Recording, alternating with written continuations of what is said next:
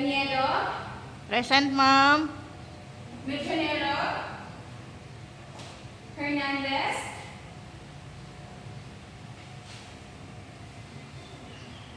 bago tayo magsimula sa ating bagong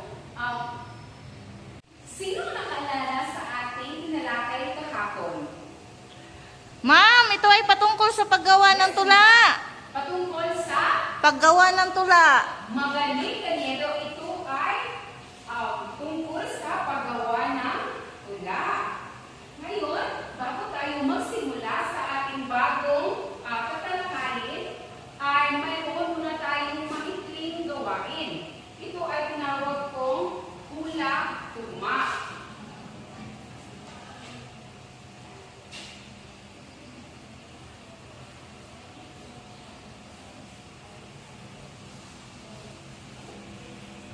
Ngayon mga bata, ano ang napansin ninyo sa dalawang pangalan? Maaari niyo bang basahin? Baso. Aso. Ngayon, ano ang halimbawa nito? Ang batang mabait, dangal ng magulang sa lahat ng oras siya ay magalang. Ang apat na linya na ito ay ito ay tinatawag na saknong. Pangatlo ay ang tugma o ang rhyme. Pakibasa, mga bata. Ito ay magkakasing tunog ng mga huling salita sa bawat taludtod. Ang halimbawa, ang aming paaralan puno ng kaalaman. Ano ang napansin ninyo sa paaralan at kaalaman? Ang yang last, ma'am, kay Ann. Yes. So sila ay magkakatugma sa dulo. Magkasing tunog, ma'am. Okay, magaling. Ngayon ay malalaman na natin ang mga elemento ng tula. Pero bago yan, ano muna ang tula, mga bata? Maaari niyo ba basahin?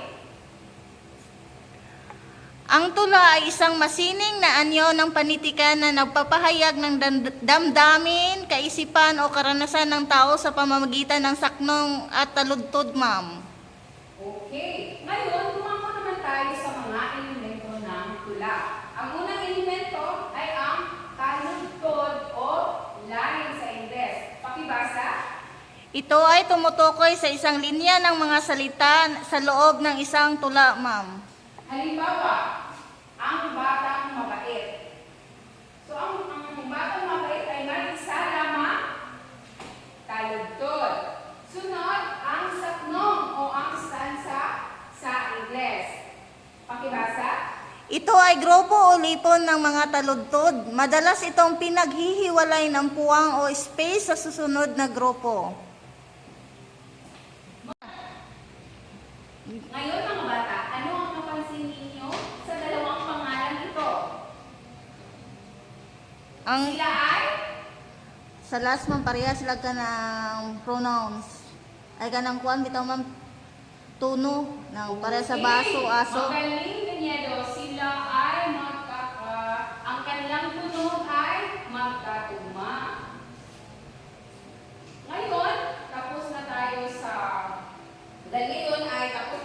ating maikling gawain. Meron ba kayong idea kung ano ang ating bagong tatalakhayin ngayong araw na ito? Ma'am, parang elemento ng tula, ma'am. Magaling! Palakpakan ninyo ang inyong mga sarili.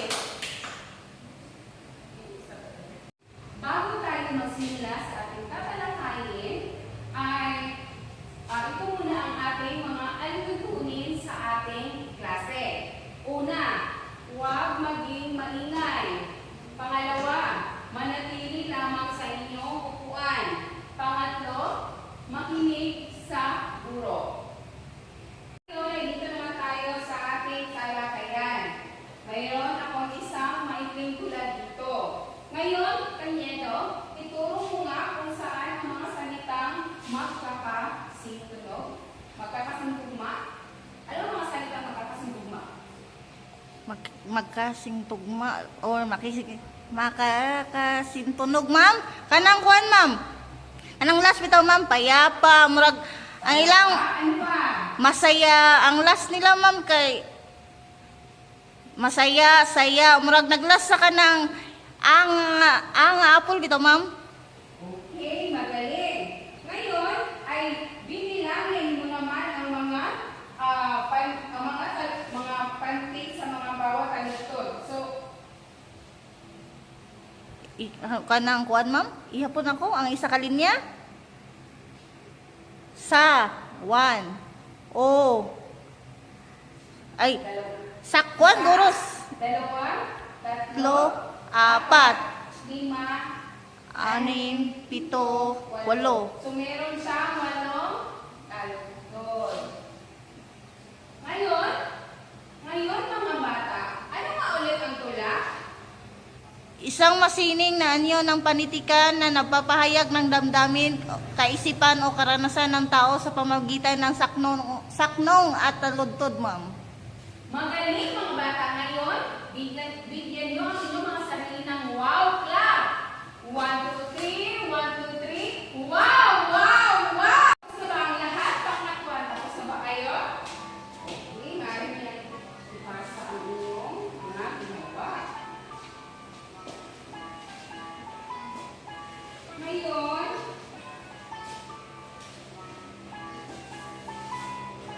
Ngayon ay mayroon akong ibibigay sa inyo na sasagutan ninyo. Ang pagpipilian lamang ay nasa kahon. Isulat niyo lamang ang tamang sagot sa patlang.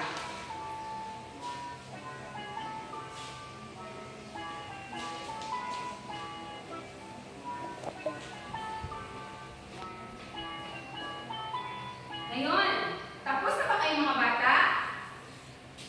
Tapos na, ma'am. Okay. Maaari niyo nang ipasa.